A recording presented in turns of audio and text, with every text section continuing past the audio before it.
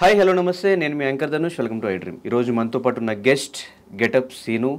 ఈ month 24th Raju యాదవ్తో మన ముందుకు వచ్చేస్తున్నారు. అంటే సినిమాలు స్టార్ట్ చేసిన తర్వాత ప్రతి సినిమాలో ఒక యూనిక్ క్యారెక్టరైజేషన్ కానీ, యూనిక్ గెటప్స్ కానీ, లేకపోతే ఆ స్క్రిప్ట్కి ఆ క్యారెక్టర్ యాప్ట్ అయితేనే గెటప్ సీను గారు ఎంచుకుంటూ వచ్చారు. ఇప్పుడు రాజు యాదవ్ అనే సినిమాతో కంప్లీట్ ఓవరాల్ సినిమా అంతా ఒక టఫ్ సబ్జెక్ట్ని ఆయన హ్యాండిల్ చేసుకుని ఎట్టకేలకు లాస్ట్కి ఈ మంత్ 24th రిలీజ్ అవుతుంది. మరి ఈ సినిమా గురించి మరెన్నో విషయాలు తెలుసుకోవడం కోసం సీను గారిని స్టూడియోకి ఇన్వైట్ చేసి ఆయనతో మాట్లాడి మరెన్నో విషయాలు తెలిసిన ప్రయత్నం అయితే చేద్దాం. Hi bro. హాయ్ ధని, ఎలా ఉన్నారు? Fine, super, fantastic. First of all ఎప్పటి నుంచో అనుకుంటే సినిమాతో పాటు మన ఇంటర్వ్యూ కూడా పోస్ట్పోన్ అవ్వకుంటూ లాస్ట్కి సినిమా ఇంకో 4 రోజుల ముందు పెట్టుకున్నాం. సో ఎలా వస్తుంది రెస్పాన్స్ రాజు యాదవ్ దగ్గర నుంచి? అదొక డ్రీమ్ ప్రాజెక్ట్లో ఎప్పటి నుంచో దాని మీద కూర్చొని అటు షూటింగ్స్ జబర్దస్త్ తర్వాత షూటింగ్స్కి వెళ్ళి కంప్లీట్గా దాని మీదే కూర్చున్నారు ఇన్ని రోజులు. ఎలా అనిపిస్తుంది? అవుట్పుట్ ఎలా వచ్చింది? రిజల్ట్ ఎలా వస్తుంది? అవుట్పుట్ బాగా వచ్చింది. ఫస్ట్ టీజర్ నుంచి మంచి రెస్పాన్స్, చాలా మంచి రెస్పాన్స్ వచ్చింది. సో చాలా పాజిటివ్ వైబ్ స్టార్ట్ అయింది అక్కడి నుంచి. దాని తర్వాత చిన్న గ్యాప్, బికాజ్ మధ్యలో కోవిడ్ రావడం అవన్నీ, ఇది సెకండ్ వేవ్ అనుకుంటా. సో దాని తర్వాత మళ్ళీ కంప్లీట్ చేసి ఫస్ట్ కాపీ చూసుకున్న తర్వాత ట్రైలర్ వచ్చింది, సాంగ్స్ వచ్చినాయి. సో అన్నిటికీ చాలా పాజిటివ్, చాలా బాగుంది. సో సినిమా ఎంత కష్టపడి తీసాం, అందరూ కష్టపడి చేస్తారు, బట్ ఇది కూడా అలా బాగా వచ్చింది. ఫస్ట్ కాపీ చూసుకున్నాం. అంటే కొంతమంది ఏంటంటే నేను ఏదో మెయిన్ లీడ్గా చేస్తున్నాను అనగానే ఎందుకు ఇవన్నీ బాగానే ఉన్నాయి కదా నేనే అనుకుంటాను. నాకు చెప్పాల్సింది. సో సినిమా చూసిన తర్వాత, సినిమా అంతా కంప్లీట్ అయిన తర్వాత బయటకు వచ్చి డెఫినెట్గా వీడికి తగ్గట్టు కథ మాత్రమే హీరో ఈ సినిమాలో, వీడికి తగ్గట్టే ఎంచుకున్నాడు, ఎక్కడ కూడా ఎక్స్ట్రా ఏం చేయలేదు అని సినిమా చూసిన తర్వాత మాత్రం వీడు మంచి అటెంప్ట్ చేశాడు, మంచి కథ ఎంచుకున్నాడు, జెన్యున్గా తీశారు అని ఒక మంచి అభిప్రాయం ఉంటుంది సినిమా మీద. సో అది చాలు నాకు. అంటే సినిమా చూసిన తర్వాత ఈ ఒపీనియన్ రావడం ఓకే. సినిమా అసలు స్టార్ట్ చేసే ముందే మంచిగా సినిమాలు వస్తున్నాయి, ప్రతి సినిమాలో ఒక 4 సినిమాలు రిలీజ్ అవుతాయి, అందులో 2 సినిమాల్లో మీరు ఉంటున్నారు ఖచ్చితంగా, బ్యాక్ టు బ్యాక్ వర్క్ ఉంటుంది, అటు జబర్దస్త్ కానీ ఇటు షూటింగ్స్ కానీ. ఈ టైంలో ఎందుకు నేను సినిమా చేయడం అవసరమా, ఫెయిల్ అయితే ఏంటి పరిస్థితి, అట్లాంటివి మైండ్లో రాలేదు? నేను అప్పటికే జబర్దస్త్ ఒక 8 months నుంచి ఆపాను. సో ఎందుకంటే నేను సినిమాల కోసం వచ్చాను కాబట్టి సినిమాలు టైం ఇవ్వాలి, లేకపోతే ఏంటంటే టీవీకి ఎక్కువ డేట్లు ఇస్తున్నారు, సో మనకు ఇస్తారు ఎవరు అని చెప్పి చాలామంది ప్రొడక్షన్ హౌస్ నుంచి నాకు అవి కంప్లైంట్లు ఉండేవి. సో నేను ఇప్పుడు ఒక 10 years నేను టీవీకి ఇచ్చాను. టీవీ కూడా నాకు జబర్దస్త్ కూడా చాలా ఇచ్చింది. సో నేను కళ్ళగన్న ఫీల్డ్ సినిమా ఫీల్డ్. సో అది నన్ను ఆర్థికంగా అలాగే పేరు వైజ్ గెటప్స్ ఒక నామకరణం చేసింది. సో దాని తర్వాత నేను కళ్ళగన్నది ఇండస్ట్రీ వెండితెర. సో సినిమాలకి నేను టైం ఇవ్వాలి, దానికి కూడా సమయం కేటాయించాలి, దాంట్లో నేను ఎదగాలి అనుకున్నాను కాబట్టి బయటకు రావాల్సి వచ్చింది ఇంకా. సో లేకపోతే ఇంకా ఏజ్ కూడా అవుతుంది కదా కొంచెం. సో ఇటు వచ్చి ఇక్కడ నేను సినిమాలు చేస్తున్న క్రమంలో రాజు యాదవ్ కంప్లీట్ చేశాను. సో రాజు యాదవ్ చేస్తూనే క్యారెక్టర్లు చేసుకుంటూ వచ్చా. ఈవెన్ ఇప్పుడు సినిమా రిలీజ్ తర్వాత కూడా 10 సినిమాల్లో క్యారెక్టర్లు చేస్తున్నా. సో నాకు ఆ భయం ఏమి లేదు. పైగా ఏంటంటే ఇది కేవలం కథతో ముడిపడి ఉన్న సబ్జెక్ట్. ఎక్కడ కూడా కమర్షియల్ హంగులు కానీ లేకపోతే లేనిపోని పోకడలు కానీ ఈ సినిమాలు ఎక్కడ కుదించలేదు, ఎక్కడ పెట్టలేదు. సో కమర్షియాలిటీకి ఎక్కడికి వెళ్ళలేదు, ఓన్లీ రియలిస్టిక్ విజువల్స్ అంతా, ఐ వ్యూ విజన్ అంతే. ఫ్రేమ్లు కూడా అలాగే ఉంటాయి, కొంచెం బ్రాడ్గా ఉంటాయి. ఎక్కడ కూడా ఓన్లీ సాంగ్స్ దగ్గర ఏంటంటే వాడది ఇమాజినేషన్ కాబట్టి కొంచెం వెళ్ళొచ్చు పర్లేదని అక్కడ వరకు చూపించాం, కానీ మిగతా అంతా రియలిస్టిక్గా ఉంటుంది సినిమా అంతా. సో దాని మీద నాకు ఎటువంటి భయం లేదు. కానీ గెటప్ సీన్ అనగానే నీ దగ్గర నుంచి ఎక్స్పెక్ట్ చేసేది కామెడీ, ఫేస్లో ఎక్స్ప్రెషన్స్ ఇవంతా. అంటే త్రూ అవుట్ ఒక 2 hours 15 minutes సినిమాలో మొత్తం అంతా ఒకటే ఎక్స్ప్రెషన్లో ఎంతసేపు అని ఆడియన్స్ ఎంగేజ్ అయ్యి థియేటర్లో కూర్చుంటారు అనుకుంటున్నాను. అంటే ఈ సినిమాలో ఇప్పుడు భలే భలే మగాడు సినిమా ఉంది, దాంట్లో మర్చిపోతూ ఉంటారు ఆయన షార్ట్, అవంతా ఓకే. అదే అంటే డిఫరెంట్ కదా సినిమా అంతా, అది వస్తుంటుంది. కానీ ఈ ఫేస్ కూడా యాక్చువల్గా ఫేస్ అంతా ఒకే ఎక్స్ప్రెషన్ పెట్టి బాధ చూపించాలి, కామెడీ చూపించాలి, అన్నీ చూపించాలి. సో ఈ టీజర్ ట్రయల్ వచ్చిన దగ్గర నుంచే పాజిటివ్ అనేది ఎక్కడ స్టార్ట్ అయిందంటే దీనివల్లే. అంటే ఏంటి, ఒక దెబ్బ తగలడం వల్ల వాడు ఆపరేషన్ వికటించి ఎప్పుడు నవ్వుతూనే ఉంటాడు, బట్ అన్ని ఎక్స్ప్రెషన్ చూపించాలి అనేది ఆడియన్స్కి చాలా కొత్తగా అనిపించింది అది. సో అదే కొత్త పాయింట్, అదే కనెక్ట్ అయిన పాయింట్ ఈ సినిమాకి చాలామందికి. క్యారెక్టర్ వైజ్, కథ వైజ్ సినిమా చూస్తే అర్థమవుతుంది. సో నాకు కూడా అదే, నేను బాగా ఆకర్షితులైంది అక్కడే ఆ పాయింట్ వల్లే. తర్వాత స్టోరీ విన్నాక ఈ రెండు అటాచ్ చేసుకున్న తర్వాత ఇంకా బాగుంటుంది అనిపించింది. సో అలాగే వచ్చింది. సో ఎంతసేపు నేను ఆకట్టుకోగలను అంటే, ఫేస్ ఇదే ఉంటుంది, సన్నివేశాలు మారుతూ ఉంటాయి, సీన్స్ మారుతూ ఉంటాయి, ఎమోషన్స్ ఉంటాయి. సో ఆడియన్ అనే వాళ్ళు నన్ను చూస్తూనే ఆ సన్నివేశాల్లో అన్వయించుకుంటారు. సో అక్కడ కొంచెం మారుతూ మూడ్ చేంజ్ అవుతూ వెళ్తుంటుంది. సో దాంట్లో ఎటువంటి భయం లేదనిపిస్తుంది.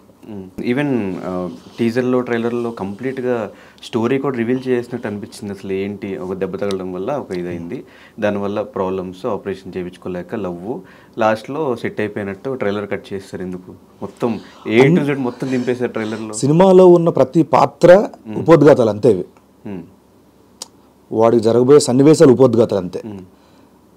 కథ చాలా ఉంది. 2 గంటల 15 నిమిషాలు అంటే మనం చూపించింది అంత జస్ట్ 3 minutes 4 minutes అంతే. సో ఇంకా చాలా ఉంది.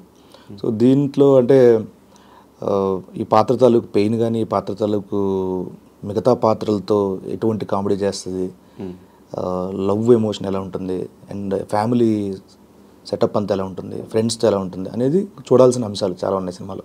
ఈ సినిమాలో మ్యూజిక్ కూడా రాజు యాదవ్ టైటిల్ సాంగ్ కానీ, దరిద్రం ఆ సాంగ్ కానీ, ఇప్పుడు ఈరోజు రిలీజ్ అయిన సాంగ్ కానీ, ఫీల్ మై స్మైల్, ఈ 3 కూడా ఆడియన్స్ అందరికి నచ్చుతున్నాయి. అంటే ఫస్ట్ టైం విన్నప్పుడే రాజు యాదవ్ ఇప్పటికీ అది ఒక క్యాచీ సాంగ్ లాగా, డ్యాన్స్ స్టెప్స్ వేసుకునే సాంగ్ లాగా అట్లా అనిపించింది.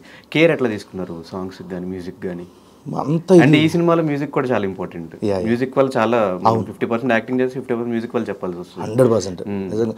ఆ విషయంలో ఎంటైర్ రాజు యాదవ్ క్రూ అందరికీ అదృష్టం ఏంటంటే, మాకు అద్భుతమైన టెక్నీషియన్, ఆయన మ్యూజిక్ డైరెక్టర్ దొరికారు. సో ఆయన హర్షవర్ధన్ రామేశ్వర్ గారు యానిమల్కి చేశారు. ఆయన మాకు షూటింగ్ స్టార్టింగ్ మొదలే మొత్తం అన్ని సాంగ్లు ఇచ్చారు. ఆయన ట్యూన్స్ అన్నీ ఇచ్చారు. ఇచ్చేసిన తర్వాత అరే ట్యూన్స్ చాలా బాగున్నాయి, మన సినిమాకి మరింత జోష్ పెంచింది, నిజంగానే ఎక్కువ ఒక స్థాయిని పెంచింది సినిమా స్థాయి. చాలా రిచ్ సాంగ్స్ ఇచ్చారు. దానికి తోడు చంద్రబోస్ గారు, కాసల శ్యామ్ గారు 2 పాటలు రాసి, చంద్రబోస్ గారు అయితే ఒక పాట రాసి ఒక పాట పాడారు ఆయన. అది చాలా అద్భుతంగా వచ్చింది అది. అండ్ తర్వాత రాహుల్ సుప్లగంజ్ భయ్య, రామ్మిరెల భయ్య, రాజు యాదవ్ చూడు అడగగానే నిజంగా ఒప్పుకొని పాడినందుకు చాలా థ్యాంక్స్ వాళ్ళకి. అండ్ డిజిటల్ సాంగ్ అనిపించింది యశస్వి, తన ఫీల్ మై స్మైల్ బాగా. సో చాలా మంచి ఆల్బమ్ వచ్చింది. నేను ఎంత ఎక్స్పెక్ట్ చేయలేదు. అండ్ మంగ్లీ, మా సిస్టర్ మంగ్లీ కూడా పాడారు, మంచి సాకి లాగా పాడారు అనమాట. ఉండాలి, ఒక ఫీమేల్ వాయిస్ ఉండాలి అది అనుకుని అడిగగానే తన కూడా చిన్న లైన్ అని పాడింది నా కోసం. రాహుల్ సిబ్లగంజ్, యశస్వి, మంగ్లీ, చంద్రబోస్ గారు అసలు ఎక్కడ తగ్గలేదు, కాంప్రమైజ్ అవ్వలేదు. అంటే దీనికి ఆల్ క్రెడిట్ గోస్ టు చారి గారు, మా డైరెక్టర్ కృష్ణమాచారి గారు. ఆయనకి ఏంటంటే ఫస్ట్ ఆడియన్స్లో ఒక ఇంప్రెషన్ రావాలంటే మ్యూజిక్తోనే. మ్యూజిక్ క్రియేట్ చేస్తుంది, దానికి అంత పవర్ ఉంది. మనవి రాకముందు లేకపోతే మన సాంగ్స్ వచ్చినా కూడా, అంటే మన ట్రైలర్ వచ్చినా, టీజర్ వచ్చినా, ఒక సాంగ్స్ దానికి మ్యూజిక్ అనేది important. At the same time ఒక ఆల్బమ్తోనే బయట రావాలి, ఒక ఫస్ట్ సింగిల్తోని రాజు యాదవ్ చూడు ఈ సాంగ్స్ చాలా బాగుండాలండి అని చెప్పి దానికి ముందు ఆయన హర్షవర్ధన్ గారితో కూర్చొని, ఆయన కూర్చోవసలు ఎక్కువ మనం హర్షవర్ధన్ గారితో ఆయన ఇస్తూనే ఉంటారు, ఇంకేం కావాలి నెక్స్ట్, ఇంకేం కావాలి నెక్స్ట్, చాలా బాగా సపోర్ట్ చేసే సినిమా మాత్రం ఆయన. అండ్ చారి గారి కాన్ఫిడెన్స్ చూస్తే ఆయన చెప్తున్న మాటలు, ఈ సినిమా శ్రీను గారు తప్ప ఇంకెవరు చేయలేరు, ఆయన వల్లే అవుతుంది ఆ సినిమా చేయడం అంటే, అంత కాన్ఫిడెన్స్ వెనకాల రీజన్ ఏంటి? ఆయనతో మీకు ఎప్పుడు పరిచయం, మీ కొలాబరేషన్ ఎప్పుడు జరిగింది? నేను సంక్రాంతి ఊరెళ్ళాను, అప్పుడు ఒకసారి ఫోన్ చేశారు ఎవరో, హలో నేను కృష్ణమాచారి అండి, డైరెక్టర్ని, ఇలాగా కథ చెప్పాలండి. కథ అండి చెప్పండి, ఎన్ని రోజులు క్యారెక్టర్ అని అడిగాను. ఇప్పుడు సంక్రాంతి 2022 కథ చెప్పాలంటే ఏ క్యారెక్టర్ ఎన్ని రోజులు ఉంటుందని అడిగాను. క్యారెక్టర్ కదండి, మెయిన్ లీడ్ అని. నేను చేయనండి, సారీ నాకు అది ఇంట్రెస్ట్ లేదు, ఆలోచన కూడా లేదన్నాను. లేదు ఒకసారి వినండి ఏం చెప్పండి అండి. నీకు ఎందుకంటే 2-3 ఫోన్లు చేసి కథ చెప్తానండి, స్టూడియోకి 2-3 వచ్చారని అడుపులో. నేను ఎవరిని నాకు వద్దండి, సారీ నేను సెట్ అవ్వను, సారీ అని చెప్పి. ఈయన నాకు ఒకసారి సినాప్సిస్ పంపిస్తానండి, ఒకసారి చూడండి సరదాగా. సినాప్సిస్ చూశాను. చూసిన తర్వాత దాంట్లో క్యారెక్టర్, తర్వాత కథ, ఆ క్లైమాక్స్ వరకు మొత్తం బౌండెడ్ స్క్రిప్ట్ అన్నీ పంపించారు. సినాప్సిస్ పంపించారు. సినాప్సిస్ చూసిన వెంటనే భలే ఉంది, క్యారెక్టరేషన్ చేయాలి. నాకెందుకంటే ఇప్పుడు చిన్న క్యారెక్టర్ అయినా ఏదైనా విలక్షణంగా ఉందంటే నేను చాలా ఇదైపోతాను, అది చేయలేదని. నాకు ఇది సినిమా అంతా విలక్షణంగా ఉంది ఆ క్యారెక్టర్. సో 100% వదులుకోకూడదు, ఇది నిజంగా అదృష్టంగా భావించాలి అని అనుకొని ఓకే చేశాను. పైగా ఏంటంటే దీంట్లో ఎక్కడ వీడు హీరోయిజం చూపించేవి యాక్షన్ సీక్వెన్స్లు అవి వస్తే పోతాయి, అట్లాంటివి ఏమీ లేవు. ఆర్గానిక్గా ఉంటుంది కథ. పైగా ఇది రియల్గా జరిగిన కథ, రియల్గా జరిగిన సన్నివేశాలు చాలా ఉన్నాయి దీంట్లో. సో అందువల్ల నేను ఒప్పుకున్నాను. అండ్ దీంట్లో కృష్ణమాచారి గారు అయితే కొన్ని రియలిస్టిక్గా ఉండాలని చెప్పేసి, ఎవరైతే ఇల్లు ఉంటాయో ఆ ఇంట్లోనే షూటింగ్ చేయడం, బస్తీలోనే షూట్ చేయడం, క్లోత్స్ కూడా వాళ్ళవే అంటే 4 నెలలు 3 నెలలు వాడేసి ఉంటాయి కదండి, అలాంటివి వాడితే ఏంటంటే తెలుస్తుంది ఐరన్ ఉండకూడదు. మనకి లొకేషన్లో వెళ్ళంగానే ఐరన్ చేసి నీట్గా క్లాత్ ఇస్తారు, అది ఆల్రెడీ వాడుతున్న పాత్ర రోజు వేసుకునేది, అది రోజు ఐరన్ చేసుకుని ఎందుకుంటుంది, ఆ పొద్దున్న లెగ్గని ఎందుకుంటుంది ఐరన్, అలా అని మొత్తం మాస్ ఒక స్లమ్ ఏరియాలో ఉండే ఒక బస్తీ కుర్రాడు. So producer point of view ఎలా ఉంటుందంటే, ఓకే వీడిని పెట్టుకుంటే మనకి ఎంతవరకు కలెక్షన్స్ వస్తాయి, వీడిని పెట్టుకుంటే ఎంత ఓపెనింగ్స్ వస్తాయి, ఈ సినిమా వీళ్ళ మీద తీస్తే మనకి ఏంటి ప్లస్, ఇవే ఆలోచిస్తూ ఉంటారు కదా. మీరు starting producers point of view నుంచి కానీ ఎక్కడి నుంచి అయినా ఇబ్బందులు ఏమైనా వచ్చినాయా మీరు ప్రొడ్యూసర్ కోసం చూసినప్పుడు? అంటే ఈ సినిమా ఫస్ట్ వాళ్ళు కథ నమ్మారు, ఎవరైనా నేను లాస్ట్ చాయిస్ సినిమాకి బేసిక్గా చెప్పాలంటే, మిగతా వాళ్ళందరూ ఓకే అయిపోయారు. లాస్ట్లో వాళ్ళు ఎవరికో కథ చెప్పారు, సో అక్కడ సారీ అని చెప్పారు, నేను లాస్ట్ ఆప్షన్ అయ్యాను, వచ్చి ఇలా చెప్పారు, అప్పుడు నేను ఒప్పుకున్నాను. అయిన తర్వాత వాళ్ళు ఏంటంటే ఈ కథకి ఎవరైనా పర్ఫార్మెన్స్ చేస్తే చాలు, అది తనకున్న ఇమేజ్ ఏంటి అని ఆలోచించలేదు వాళ్ళు. సో దీంట్లో ప్రశాంత్ రెడ్డి గారికి చాలా చాలా థ్యాంక్స్ చెప్పాలి. ఎందుకంటే ఈ ట్రైన్ని, రాజు యాదవ్ అనే ట్రైన్ కదిపింది ఫస్ట్ ఇంజన్గా ఆయనే, కృష్ణమాచారి గారిని నమ్మడం కథల్లో. తర్వాత సెకండ్ వేవ్ వల్ల అందరికీ చాలామందికి వృత్తిపరంగా ఆర్థికంగా చాలా అందరూ వెనకబడ్డారు, ఒడిదుడుకులు వచ్చాయి. ఆ క్రమంలో కొంచెం మనకు షాక్. అప్పుడు మళ్ళీ వంశీ అయ్యాన మిలగ్ర వంశీ తను ఒక లీడ్ ఇప్పించాడు, రాజేష్ కల్లేపల్లి గారు యూఎస్లో ఉంటారు ఆయన, చారి గారు మాట్లాడితే చేద్దాం మనం అని చెప్పేశారు. ఆయన కూడా కథ నచ్చింది. సో మా ఇద్దరు ప్రొడ్యూసర్స్ ప్రశాంత్ రెడ్డి గారు, రాజేష్ కల్లేపల్లి గారు, ఇద్దరు నమ్మింది ఏంటంటే చారి గారు ఇది కథ, ఇప్పుడు అప్పటి వరకు వస్తున్న సాంగ్స్ అవన్నీ నమ్మి దీన్ని కంప్లీట్ చేయడం జరిగింది. నాకు తెలిసి ఈ పాటికి ఈ ప్రీ బిజినెస్ అంతా అయిపోయి ఉంటుంది, ఎలా జరిగింది ఈ బిజినెస్? నిజంగా అంటే ఇన్వాల్వ్ అవుతారు కదా, తెలుస్తాయి కదా ఎట్లా వచ్చింది ఏంటి అని. నిజంగా అట్లీస్ట్ ప్రొడ్యూసర్ దగ్గర నుంచి ఫోన్లు కానీ మనకి ఓటీటీ రైట్స్ ఎంత వచ్చినాయి, థియేటర్ ఓన్లీ డైరెక్టర్ గారు అండ్ ప్రొడ్యూసర్స్ మాట్లాడుకుంటారు. దానిలో బేసిక్గా నాకు చెప్తున్నా, నాకు చెప్పకండి, నాకు ఎందుకంటే సినిమాను ప్రమోట్ చేయాలి ఫస్ట్, అంతే. ఆ డేట్ ప్రేక్షకులు తీసుకెళ్ళాలి, అక్కడ వరకు నా బాధ్యత అంతే. ఎలా ఉంది వేవ్ మొత్తం, ఈ సినిమా వేవ్ అంతా మొత్తం ఏపీ తెలంగాణ మొత్తంలో? వేవ్ అంటే నేనే చెప్పుకోగలను, మనం చేసే ప్రయత్నం మనం చేస్తున్నాం. సో అంటే ఈవెన్ ఈ సినిమా రిలీజ్ టైంకే మీరు ఆంధ్రాలో తిరుగుతున్నారు కాబట్టి అక్కడ ఏమన్నా సినిమా గురించి ఏమన్నా మాట్లాడు అడిగేవారు, అన్న రాజు అది ఇప్పుడు వస్తుంది డేట్ మధ్యలో మారింది, వెళ్ళిందా లేదా? వెళ్ళిందనే నమ్ముతున్నా. అంటే మనం వెళ్ళిందని కాన్ఫిడెంట్గా చెప్పి మనం బాగా చేస్తున్నాం, అది చాలు. బట్ అక్కడక్కడ అడుగుతున్నారు కాబట్టి వెళ్తుంది. కానీ మేజర్గా ఈ సినిమాకి ప్లస్ పాయింట్ ఏంటంటే మీకున్న కాంటాక్ట్స్లో అందరూ హెల్ప్ చేస్తున్నారు ఈ సినిమాకి. బ్రహ్మానందం గారు, చిరంజీవి గారు, తేజ సజ్జా గారు, మిగతా వాళ్ళందరూ, కొరటాల శివ గారు, మొత్తం అందరూ సపోర్ట్ చేస్తున్నారు. ఈ కాంటాక్ట్స్ అన్ని రావడానికి రీజన్ ఏంటి మీకు? నేను అందరితో సినిమాలు చేశాను, సో సినిమాలు చేయడమే కాకుండా సినిమాలు చేసినందుకు మాత్రం వచ్చారు కదా.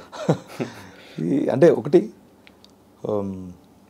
మనం ఏదైనా ఒక రిలేషన్షిప్ ఏర్పడితే ఎవరితోనండి, అది ఫ్రెండ్గా, ఒక డైరెక్టర్గా, లేకపోతే ఒక యాక్టర్గా, మనం వాళ్ళ దగ్గర మాత్రం ఎలా ఉండాలి, సపరేట్గా ఒక ఇది ఉండాలని మాత్రం పెట్టుకోకుండా నేనేంటి, నా స్వభావం ఏంటి, నేను ఎలా ఉంటాను, అలా ఉంటే సరిపోతుందని అందరితో అలాగే ఉండేవాడిని.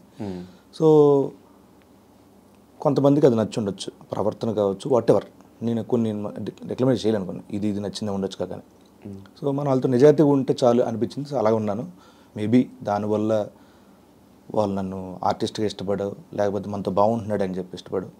సో వాళ్ళు నాకు అడిగిన వెంటనే అందరు నాకు సహాయం చేస్తున్నారు ఈ విషయంలో. అంటే ఒక స్థాయి, హోదా, అంతస్తు ఏమీ చూడకుండా ఒక జెన్యూన్ అటెంప్ట్ చేసాడు, వీడికి హెల్ప్ చేస్తే బాగుంటుంది, వీడికి హెల్ప్ అవుతుంది సినిమాకి అని అందరూ ముందుకు వచ్చారు. ఈ విషయంలో ప్రతి ఒక్కరికి థ్యాంక్ యూ సో మచ్. అంటే గెటప్ సీన్కి తెలుసా ఎక్కడ ఎలా ఉండాలి, ఎవరి దగ్గర ఎలా మాట్లాడాలి, ఏం చేయాలి అని? ఎక్కడ ఎవరి దగ్గర ఎలా మాట్లాడాలంటే ఇప్పుడు దాన్ని ఏమంటారంటే ఇప్పుడు నా ఫ్రెండ్ ఉంటాడు, ఎనభై ఏం సంగతిలో అంటాం. ఓ పెద్ద వ్యక్తి తిరిగి సార్ నమస్తే సార్ అని నమస్కారం పెడతాం. సో ఎవరి దగ్గర ఎలా ఉండాలంటే అది దాన్ని ఏమంటారు పూర్తిగా నా ఇది కాదు, అవి ఉండాలి అంతే, ఇవ్వాల్సిన గౌరవాలు అవి, ఎవరికి ఏం గౌరవం ఇవ్వాలి అంతే.